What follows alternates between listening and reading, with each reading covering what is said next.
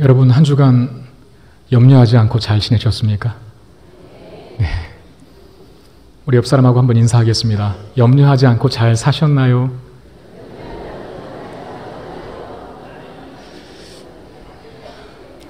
거짓말 하시면 안 됩니다.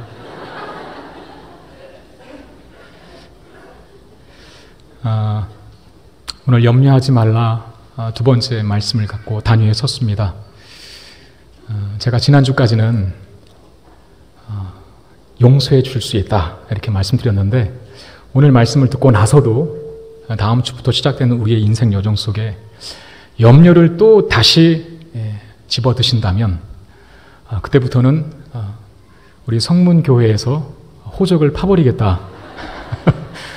성문교회니까 호적은 아니라 교적이겠네요. 여러분 우리에게 한 번뿐인 인생이고 하나님이 우리 아버지 되시는데 왜 염려라고 하는 짐을 내가 들고 사시려고 하십니까? 우리가 잠깐 신앙적인 지식이 모자라서 또는 신앙적인 지식 가지고 있었지만 그것이 내 믿음 속에서 현실적으로 또 실제적으로 역동적으로 발휘되지 않아서 그렇다고 한다면 지난주와 또 이번 주까지 듣게 된 말씀을 통해서 다시 한번 여러분들의 신앙을 제대로 정립하실 수 있게 되기를 바라겠고 우리의 신앙 성장에 자꾸 발목을 잡는 우리의 삶의 역동성을 붙들고 있는 그 염려의 문제에서 자유함을 얻는 저와 여러분 되시기를 바랍니다. 염려의 증상들이 있습니다. 지금부터 말씀드리는 이런 증상들이 내게 있다면 한 번쯤은 내가 염려에 지금 공격을 당하고 있지는 않은지 점검해 보실 수 있어야 합니다. 첫 번째는 불면증입니다. 여러분 간밤에 잘 주무시고 오셨습니까? 잠을 못 이루는 것, 염려병에 걸렸기 때문일 가능성이 상당히 높습니다. 물론 갱년기를 지나고 있는 분들은 제외입니다. 갱년기의 하나의 증상 중에 그 불면증이 있다고 제가 들었거든요. 감정이 기복도 있고 또 얼굴이 붉어지는 증상도 나타나고 또 두통도 심해지고 여러 가지 증상 중에 하나가 또 불면증이라고 하는데 그 분들을 제외한 나머지 분들이 불면증에 시달리면 안 됩니다. 염려 때문일 공산이 상당히 크다는 것이죠. 두 번째는 손톱을 물어뜯는 겁니다. 제가 초등학교 1학년 때 제 친구 중에 하나가 그렇게 이 손톱을 지금 이 손끝 마디들이 거의 막 헤어진 그런 친구가 한 명 있었어요. 제가 물었습니다. 왜 자꾸 그렇게 그걸 자꾸 물어뜯느냐? 그랬더니 맛있답니다. 너도 한번 뜯어보라고. 근데 제가 이후에 알게 된 일인데 그 친구의 가정 형편이 좋지 않았습니다. 특별히 이 부모님과의 관계, 부모님과의 사이가 좋지 않았던 것이죠. 어렸지만 늘 부모님과의 불화와 갈등이 그 어린 자녀의 마음에 생채기를 냈게 됐고 그것이 염려로 번져서 불안함 증상을 보이게 되자 이 손톱을 물어뜯게 되는 현상으로 이어진 겁니다. 그리고 또 하나는 위경련입니다. 자주 체하는 분들, 또 구토가 잦은 분들, 물론 피곤해서도 그럴 수 있지만 보통은 염려가 주범입니다. 그리고 과식 또는 식욕감퇴, 이것이 또 염려의 증상인데 염려 때문에 보이는 두 가지 정반대의 증상이에요. 염려 때문에 어떤 사람은 과식하는 사람들이 있거든요. 스트레스를 먹는 것으로 푸는 사람이 있는 것과 동일하겠죠. 또 염려 때문에 식욕을 잃어버리는 사람이 있습니다. 그리고 또 마지막 증상 중에 하나는 나이보다 더 늙어 보이는 외모. 이게 또 이제 염려한 사람이 가지고 있는 특징인데 여러분 그리스도인들은 기본적으로 동안이셔야 됩니다. 한번 옆 사람 보십시오. 나이보다 더 덜 보이시나? 만약에 나이보다 더 들어 보이신다면 그분은 반드시 염려병에 걸려 있는 거예요.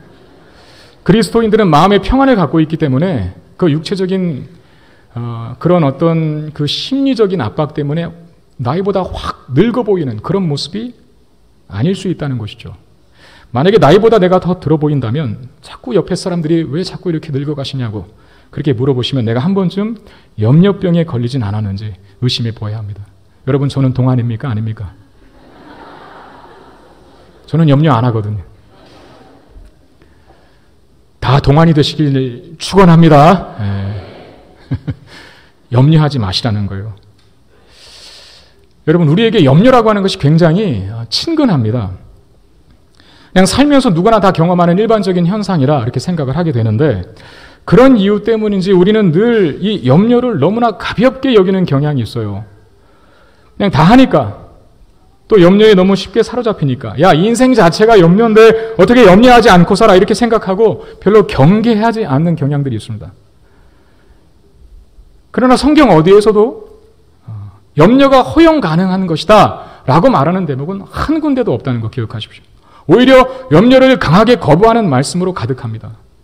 염려할 수 있다라든가 염려는 그렇게 심각한 것이 아니다라고 말씀하시는 곳 성경에 있나 보십시오. 없습니다. 오히려 염려하지 말라는 말씀이 참 기가 막힌 내용인데요. 데이터인데 365번 기록되어 있답니다. 사실 저는 그걸 누가 조사한지는 몰라요. 근데 많은 사람들이 그렇게 얘기를 해요. 요새는 뭐 컴퓨터 프로그램들이 많이 개발되다 보니까, 소프트웨어들이 개발되다 보니까 굳이 성경책을 일일이 다 찾지 않아도 염려라고 하는 단어를 딱 치면 데이터가 툭툭툭툭 나오거든요. 그게 정확히 365번이랍니다. 이게 무슨 의미일까요? 1년 내내 단 하루도 염려할 수 있는 날이 우리에게 단 하루도 허락되지 않았다라는 걸 말씀하죠. 그러니까 성경은 염려에 대해서 굉장히 거부한다는 것입니다. 강하게 반대한다는 것입니다. 성경 전체를 들먹이지 않더라도 오늘 염려의 문제를 다루고 있는 마태복음 6장 25절부터 34절에서도 염려하지 말라는 예수 말씀이 무려 5번이나 언급되고 있다는 겁니다. 왜 도대체 염려에 대해서 이렇게 강하게 반대하시는 것일까요? 우리는 그냥 염려를 일상적으로 하는데 우리의 살아가는 삶 속에 그것이 어쩌면 한 구퉁이 속에서 그냥 나와 평생을 같이 하는 초대받지 않은 동반자처럼 그렇게 여기는 경향들이 있는데, 왜 성경은 그토록 강하게 염려하지 말라, 염려하면 안 된다, 염려는 죄다 라고 말하고 있는 것일까요? 그야말로 염려는 불신앙의 죄를 범하는 것이기 때문에 그렇습니다. 마태복음 6장 30절 말씀 보십시오. 오늘 있다가 내일 아궁이에 던져지는 들풀도 하나님이 이렇게 입히시거든 하물며 너희일까 보냐, 믿음이 작은 자들아. 자, 염려하는 자들을 향해서 믿음이 작은 자들아 라고 그렇게 말씀하십니다. 이게 무슨 뜻입니까? 염려라고 하는 것은 신앙의 문제라는 거예요. 신앙의 문제. 나는 혈액형이 AB형이니까 난 좀 소심해. 나는 이렇게 뭔가를 깊이 생각하는 스타일이야. 나에게 염려는 어쩌면 기질적인 문제일 수 있어요. 그거 아니라는 거예요. 어떤 사람은 혈액형이 O형이니까 뭐 O형은 대범한 스타일이라서 염려와 걱정을 덜 하고 산다. 여러분, 혈액형으로 그런 것들을 따지는 건 정말로 인본주의적인 방법입니다. 염려의 문제는 성격과 기질의 문제가 아니라 신앙의 문제라는 것이죠. 신앙의 문제. 믿음이 적기 때문에 염려하고, 그러므로 염려는 불신앙의 죄라는 것입니다. 그래서 반대하는 거예요. 죄는 우리의 영혼을 좀먹기 때문에, 하나님과의 친밀한 관계를 자꾸 가리기 때문에, 신앙상 우리가 누릴 수 있는 영적인 혜택들을 못 누리게 막기 때문에, 죄가 하는 짓이 그 일이기 때문에, 염려는 죄이기 때문에, 그래서 염려하지 말라라고 강하게 반대하고 계시는 것입니다. 나아가서 염려는 여러분 사탄의 공격입니다. 사탄이 그리스도인들에게 갖는 유일한 관심사가 무엇인지 압니까? 우리의 마음이 하나님을 향하지 못하게 만드는 것. 그게 사탄의 유일한 관심사예요. 사탄은 사실상 우리가 범하는 죄의 형태에 대해서는 그렇게 관심하지 않습니다. 우리는 사탄이 죄로 우리를 공격할 때 그 죄를 굉장히 큰 스케일로만 이해하죠. 뭐 예를 들어서 살인을 한다든가, 아니면 쾌락을 탐닉한다든가, 아니면 우상을 숭배한다든가, 아니면 뭐 도둑질을 하고 남을 괴롭히는 이런 것들로만 사탄이 우리를 공격하는 죄의 문제라 이해하는 경향들이 있는데, 아니에요. 사탄은 우리가 뭘 하든 상관없다고 여깁니다. 심지어 우리가 기도를 해도 된다. 심지어 우리가 찬송을 해도 된다. 심지어 우리가 전도를 하고 예배를 드려도 된다. 이 모든 것들을 사탄은 다 허용해요. 그러나 그 순간 마음만은 하나님을 향하지 못하도록 막습니다. 그것이 사탄의 최고의 관심사이기 때문에 그렇습니다. 우리로 하여금 하나님께 두어야 할 그 마음을 두지 못하도록 막는 일에 사용하는 사탄의 가장 강력하고도 효과적인 무기가 뭐겠습니까? 염려라는 것이죠. 염려. 베드로전서 5장 7절 8절 말씀 보시면 너희 염려를 다 주께 맡기라. 이는 그가 너희를 돌보심이라. 근신하라 깨어라. 너희 대적 마귀가 오는 사자같이 두루다니며 삼킬 자를 찾는다. 라고 말씀합니다. 여러분, 염려를 다 주께 맡기라 라고 하는 이 선포 뒤에 마귀가 두루다니며 삼킬 자를 찾는다 라고 하는 말씀이 이어집니다. 둘이 상관관계가 있다는 것이거든요. 사단은 한 영혼이라도 더 넘어뜨리기 위하여 우리 성도들을 죄에 빠뜨려 범죄하는 자로 전락시키기 위하여 온갖 공격을 다 해야 됩니다. 그런 자를 먹잇감으로, 마치 배고픈 사자가 먹잇감을 찾아 엉엉 울면서 먹잇감 찾기에 혈안이 되어 있는 것처럼 사탄도 그렇게 성도들을 넘어뜨리기 위하여 그 넘어뜨릴 성도를 물색하며 주시하고 있는데, 특별히 누가 사단의 먹잇감이 되냐 하면 염려하는 자가 된다, 그 말입니다. 염려하는 자가 정확한 타겟이 된다는 거예요. 사단의 먹잇감 중에 염려하는 자만큼 가장 맛있고 질 좋은 음식이 없다, 이렇게 말하는 것입니다. 염려는 정말 심각한 죄입니다. 사단의 공격이고 자신의 먹잇감 삼으려는 사탄의 괴계입니다. 그냥 별로 대수롭지 않은, 방치해도 괜찮은 문제가 아니라는 것입니다. 그러므로 염려는 반드시 이겨내야만 합니다.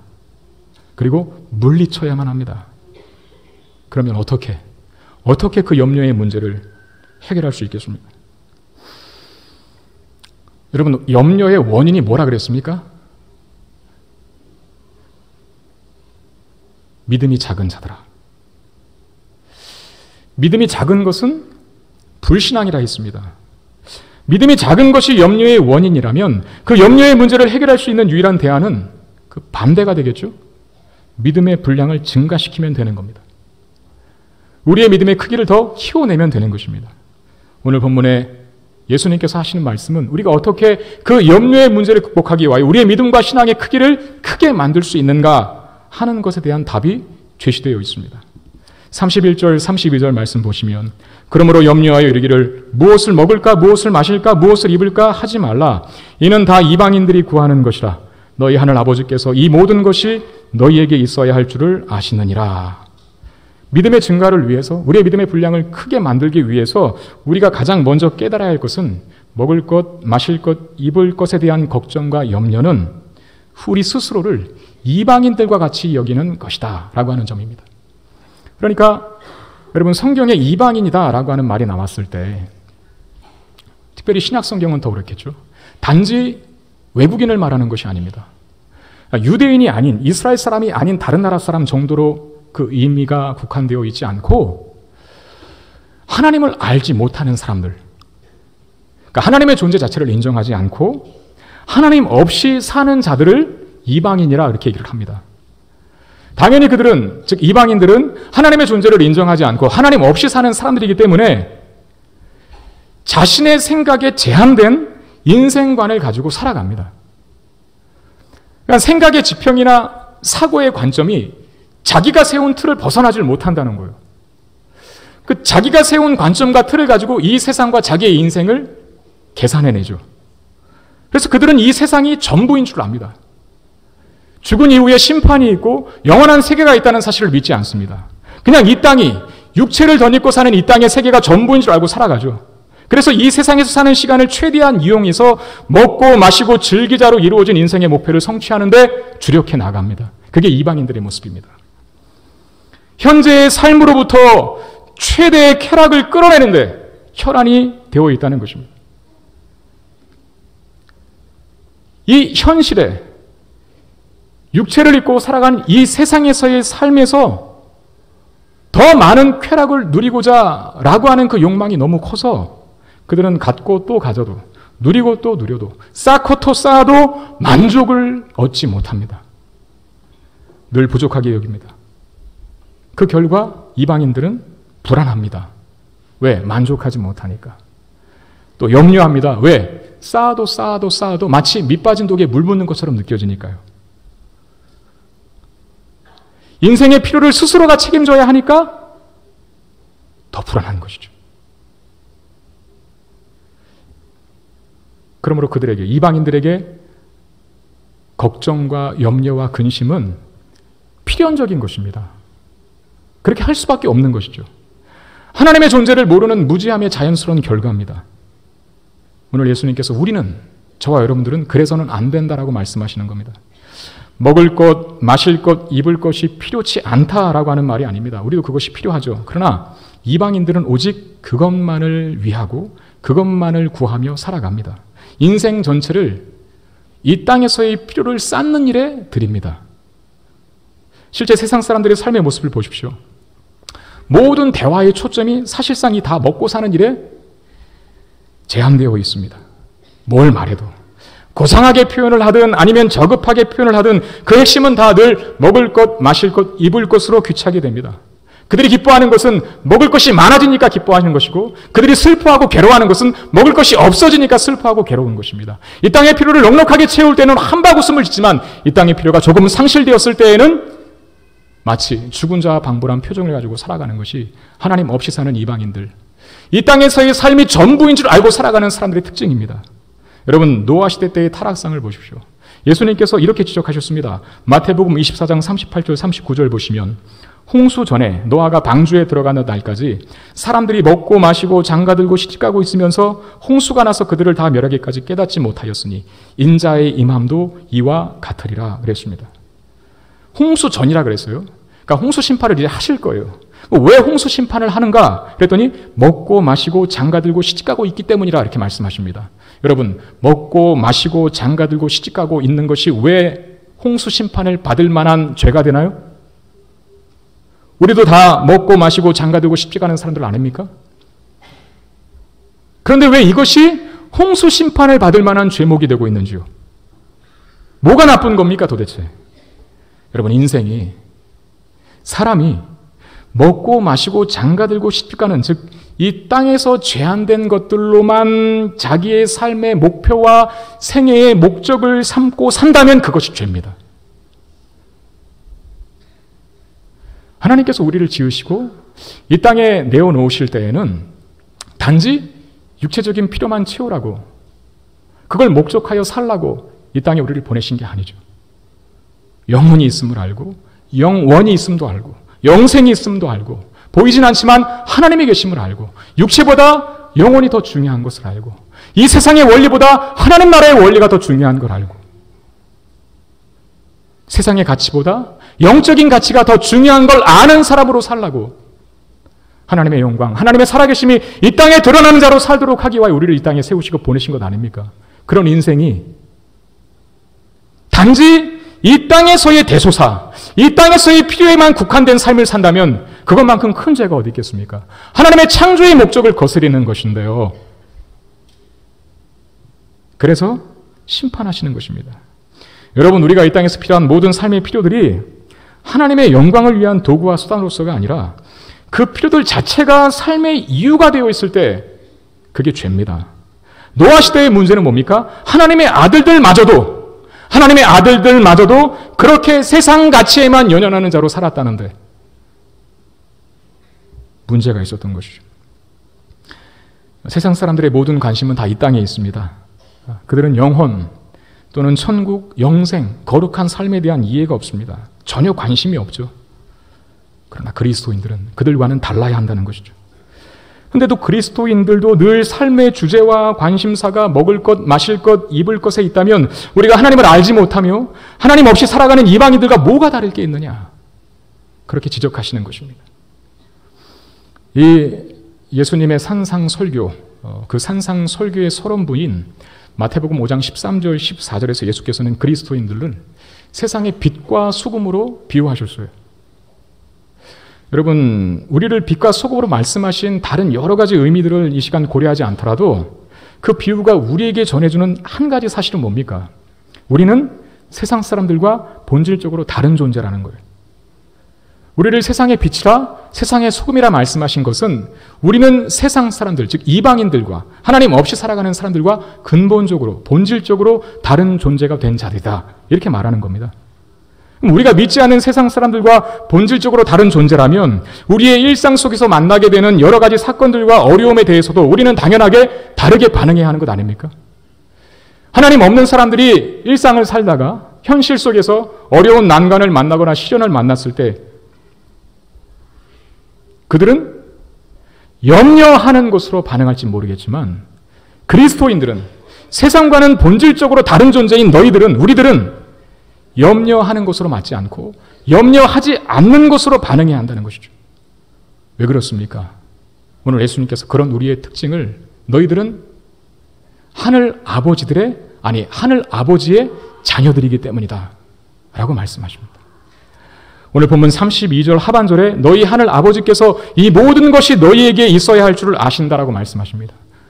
여러분 한번 생각해 보십시오. 성경은 뭔가 이렇게 좀 한 번 더 꽈서 생각해 보고 또 이건 왜 그럴까? 그렇게 생각해서 읽는 것이 참 유익합니다. 너희 하늘 아버지께서 너에게 있어야 할 모든 필요를 다 안다라고 말씀하셨을 때 왜 특별히 예수님께서는 다른 데에는 그렇게 하늘 아버지라고 안 하셨거든요. 그냥 하나님께서 아버지께서 이랬는데 특별히 오늘 본문에서는 우리에게 염려하지 말라라고 말씀하셨을 때 너희 모든 필요를 하나님께서 아신다라고 이야기하셨을 때 그냥 자연스럽게 하나님께서 너희들의 필요를 아신다라고 말씀하시지 않고 하늘 아버지라고 바꾸셨어요. 왜 그러셨을까요? 여러분 하늘은 뭘 뜻합니까? 하늘, 모든 권세를 가지신 분, 세상의 주인, 만물의 창조주, 가장 크고 높고 위대하신 분, 이 세상을 구별되어 초월적으로 계신 하나님의 존재, 위대하신 분, 광활하신 분, 그 크기가 한이 없으신 분, 이게 하늘이라는 뜻에, 하나님을 수식할 때의 하늘이라는 뜻에 담긴 의미 아니겠습니까? 그럼 아버지는 뭘까요? 아버지는 그 반대죠. 그렇게 위대하고 광활하시고 크신 하나님이 우리를 가장 가깝게 대하신다. 자녀를 자기 목숨보다 소중히 여기시는 분이시다 라고 하는 것을 가르치시고자 너희 하늘 아버지께서 너희에게 있어야 할 모든 것을 아신다 라고 그렇게 강조하시는 것입니다. 저희 딸이 며칠 전에 스마트폰 액정을 깨먹었어요. 보통 이렇게 금 하나 둘 가면 그래도 한 반년은 쓰지 않습니까? 그냥 깨진 채로 쓰면 기능상의 이상은 없기 때문에. 그런데 이것이 어떻게 떨어뜨렸는지 그걸 그냥 다 와장창 그냥 유리가루가 그 액정에 바른 보호 필름을 띄워내는 동시에 다 떨어질 만큼 그렇게 스마트폰 액정 유리를 와장창 깨먹어 버렸습니다. 그런 일이 자주 있었거든요. 그래서 제가 이번엔 너무나 화가 나갖고 네가 알아서 해. 단 한마디만 했습니다. 여러분 저는 못된 아빠일까요?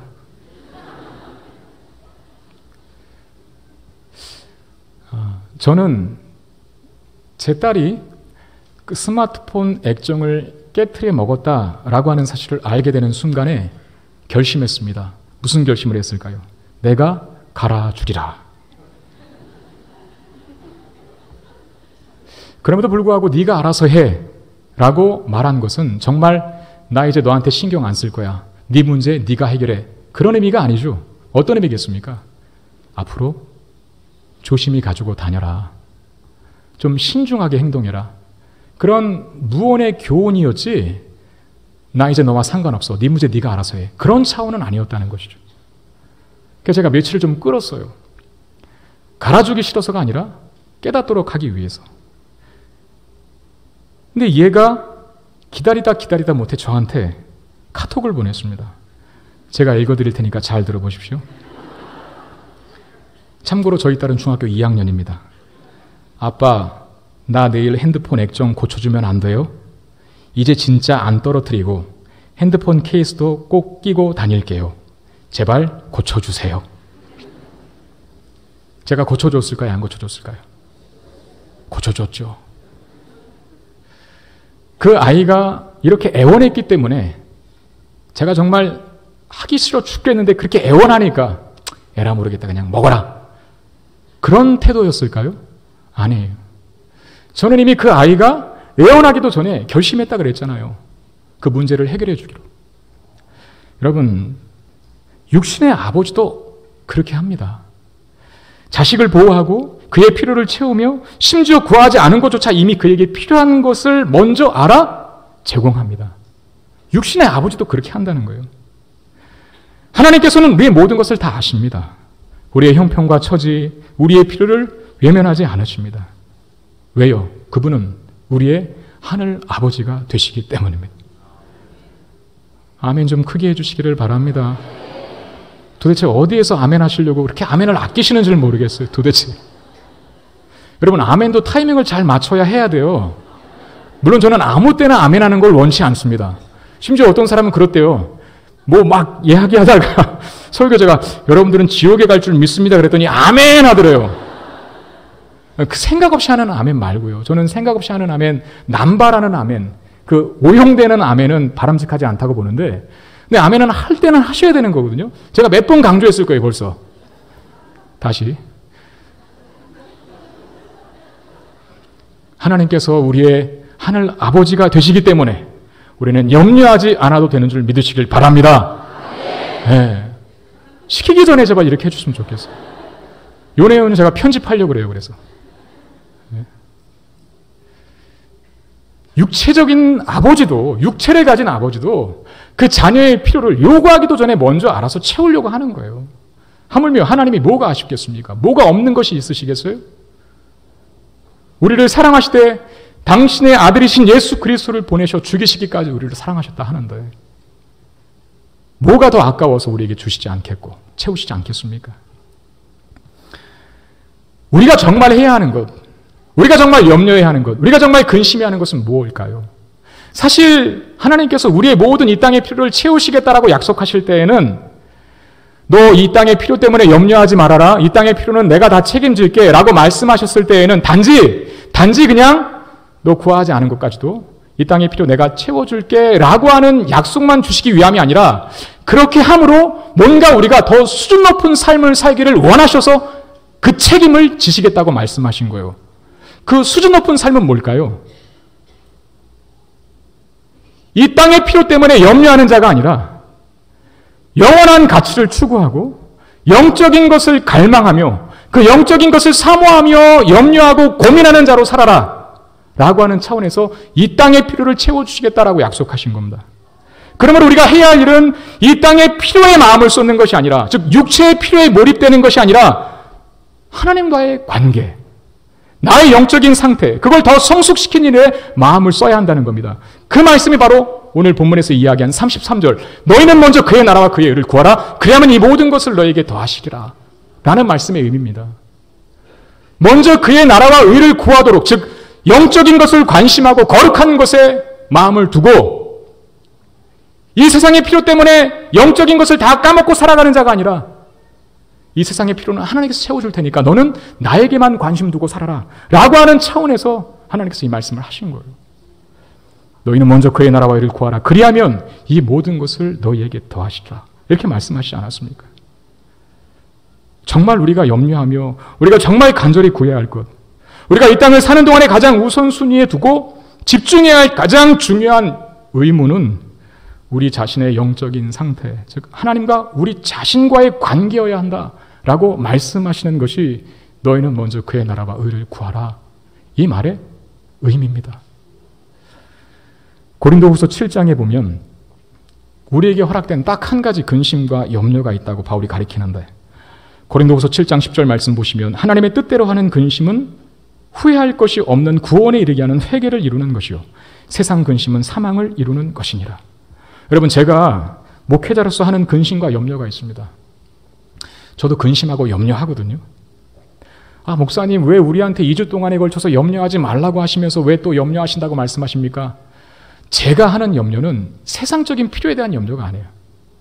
제가 금요일 날도 하루 종일 교회에 있다가 배가 고파서 이제 저녁을 먹으러 집으로 갔어요. 걸어가는 중에 저는 걸어가면서도 생각을 굉장히 많이 하거든요. 여러분, 목회자는 단순하게 살 수가 없습니다. 생각을 하지 않으면 목회를 할 수 없겠죠. 때로는 생각을 굉장히 깊이 해야 되고 또 숙고해야 될 일이 있어요.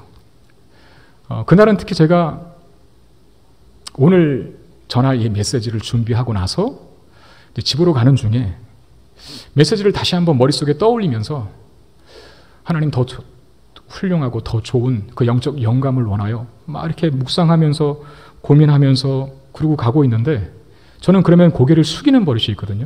그냥 땅바닥만 쳐다보고 가는 버릇이 있는데 갑자기 제 앞에 누군가가 딱 나타나서 목사님 뭘 그리 고민하세요? 목사님, 왜 그렇게 땅바닥만 쳐다보고 가세요? 당당하게 걸으세요.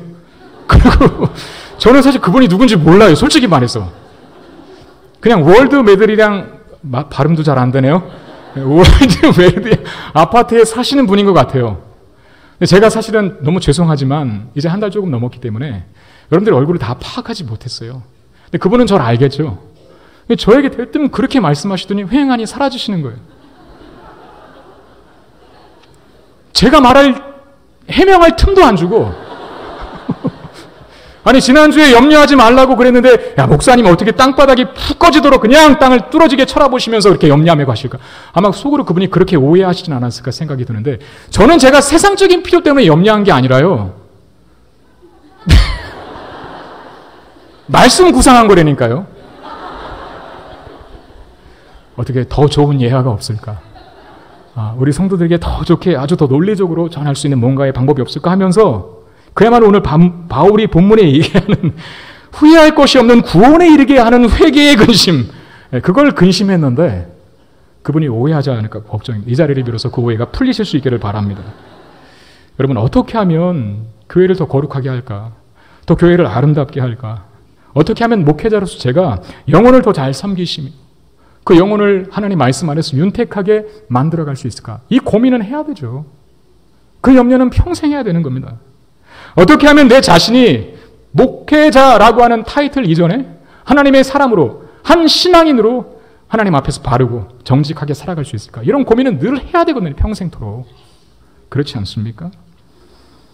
성도들을 대할 때도 마찬가지예요. 그 성도가 어떤 성도가 있는데 정말 먹고 사는 걱정이 전혀 없고 육체적인 모든 필요가 다 완벽해도 만약에 목회자적인 관점에서 그 영혼을 봤을 때 그의 신앙이 예전과 같지 않고 점점 그 뜨거웠던 신앙의 열의가 상실되어 가는 성도를 보면 목회자는 그 영혼 때문에 근심하게 되는 거죠. 그런 근심은 거룩한 근심인 거예요.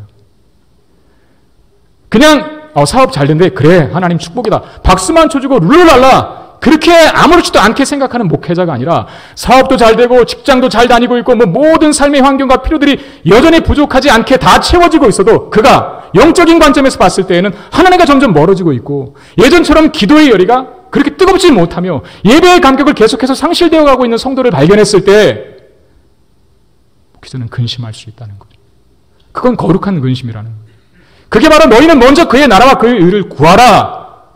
우리의 근심과 염려가 이 땅에 머물지 말고 한 단계 더 도약하여 하늘의 관점에서 나의 영적 상태를 바라보고 어떻게 하면 내가 하나님과의 관계를 더 깊이 할 수 있을까? 지금 내가 보니까 하나님과의 관계가 많이 소원해져 있고 내 영적 상태가 예전과 같지 않은데 하나님 저 어떻게 해야 합니까?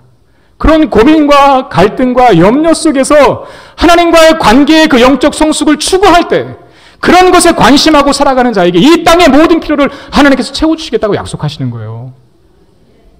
단지 잘 먹고 잘 살게 해주겠다 이 말씀만 하시려고 하시는 게 아니라 우리의 관심이 하늘에 있도록 하기 위하여 하늘에 관심을 두는 일에 만약에 이 땅의 필요가 모자라서 하늘에 관심을 두는 일에 지장을 받는다면 그건 참 바람직하지 못한 일 아니겠느냐. 내가 이 땅의 필요는 채워줄 테니까 너 이 땅의 필요 때문에는 걱정하지 마라. 다만 나와의 관계만 집중하고 생각해라. 그런 요구신 것입니다. 하나님께서 우리를 더 높은 차원으로 끌어올리시기 위해서 낮은 차원에 관련된 근심과 걱정에서 우리를 해박시키시는 것, 우리를 자유케 하시는 것, 너무나 당연한 이치 아니겠습니까? 영혼의 문제에 관심을 가지고 사는 자의 육체의 문제를 하나님께서 왜 해결해 주시지 않겠습니까? 우리의 삶의 가장 중심에 하나님이 있다면, 하나님과의 관계와 사귐 또 깊은 교제에 우리의 삶의 초점이 맞추어져 있다면 이 땅에서 필요한 나머지 모든 필요들은 제가 단언하건대 자동적으로 채워지게 되는 것임을 믿으시기를 바랍니다. 문맥의 흐름상 여기서 말씀이 끝나야 돼요. 그런데 이 염려에 관한 주제는 여기서 끝나지 않습니다. 예수님께서 한 가지를 더 말씀하시는데 34절입니다. 우리 34절 한번 다 같이 읽어보도록 하겠습니다. 시작. 그러므로 내일 일을 위하여 염려하지 말라. 내일 일은 내일이 염려할 것이요 한날의 괴로움은 그날로 족하니라. 여러분, 염려는 미래에 일어날 일에 대한 두려움 때문에 발생하는 겁니다. 다시 말하면 염려는 아직 현실화되지 않은 일. 그러니까 내 실상이 아닌 것 가지고 하는 게 염려거든요. 그러니까 염려는 사실상 미래에 대해서 부정적인 상상력을 펼치게 하는 겁니다. 실제 있었던 일인데요. 아주 유명한 일합니다. 사건이고 1990년도에 있었던 일인데 러시아의 한 철도국 직원이 냉동 탑차에 갇히게 되는 사건이 발생했습니다. 그는 결국 죽은 채로 발견이 되었는데 그의 사망 원인은 저체온증 이렇게 밝혀졌습니다. 그 냉동 탑차 안에는 점점 추워진다. 몸이 얼어가고 있다. 그가 쓴 낙서가 발견되었습니다. 그런데 충격적인 사실은 정작 그 냉동 탑차는 냉동 기능이 고장난, 그러니까 전혀 냉동 상태가 아닌 차였답니다. 여러분 이게 뭘 말할까요 도대체? 그러니까 본인이 그렇게 상상한 거예요. 난 곧 얼어 죽게 되고 말 것이야. 아직 현실화되지도 않았는데 그 미래에 일어날 일을 부정적으로 생각하여 끌어다 지금 쓰고 있는 게 염려라는 거예요. 그게 실제 그를 죽여버렸습니다. 여러분 염려가 주는 폐해 중의 폐해는 염려가 날조해내는 위장된 파멸이라는 거예요. 여러분 한번 생각해 보시길 바랍니다. 여러분들이 정말 염려한 것들 중에 살아오면서 뭐 1년 전일 수도 있고 2년 전일 수도 있고 그 이상의 생애 속에서일 수도 있는데 여러분들이 살면서 정말 염려할 것들이 많았는데 실제 그 염려한 것들 중에 그 염려대로 된 것이 몇 개나 있는지 사실 많지 않을걸요. 우리의 염려 중에 대부분은 다 확실하지 않은 것이고 전혀 발생하지 않을 수도 있는 일이었다는 겁니다. 그러니까 미래에 대한 염려가 철저하게 아무런 쓸모와 가치가 없다는 것을 말씀드리는 것입니다.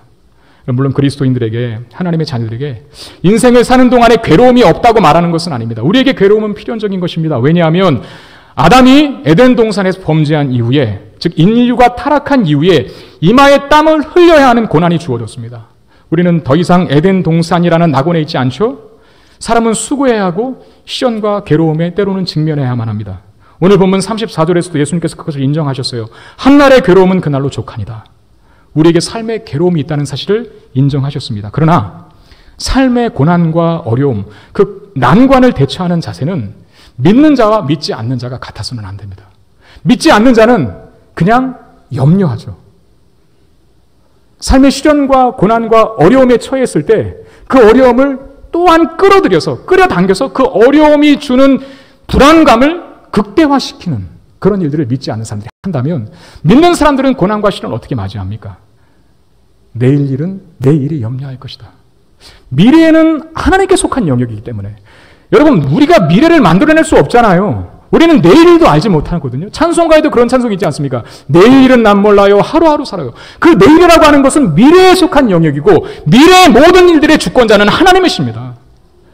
그 미래의 영역을 내가 결정하고 내가 카테고리를 만들고 내가 시나리오를 써서 걱정하고 염려하는 것은 오히려 하나님께서 주권자로 계신 그 미래의 영역을 내가 침범하는 월권이 될 수도 있고 불신앙이 될 수도 있다는 것을 기억하셔야 돼요. 내일 일은 내일이 염려할 것이다. 내일 일은 너가 신경 쓰지 마라. 다만 지금 너의 현실에서 오늘을 나에게 최선을 다하는 자로 살아가라. 이게 믿는 자의 태도라는 것이에요.